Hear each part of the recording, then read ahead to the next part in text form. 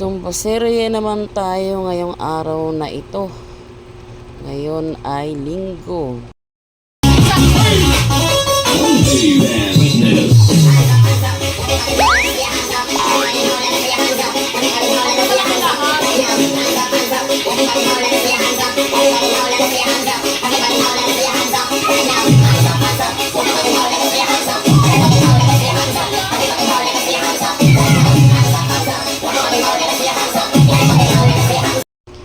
Six AM pa lang ay nandito na kami.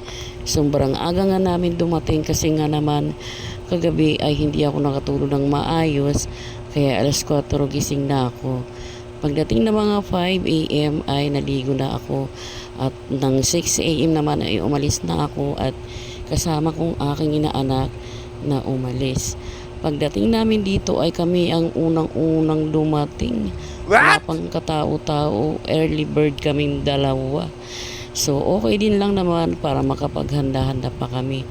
Maya-maya lang ay dumating na yung may hawak ng attendance. Oo guys, may attendance po kami tuwing linggo. So at iba naman ay nagsidatingan na kasi malapit na nga mag-start ang aming pasumba. Ngayon lang uli ako nakapagsumba kasi super busy ako nitong mga nakaraang buwan. Kaya medyo bumigat ang aking katawan.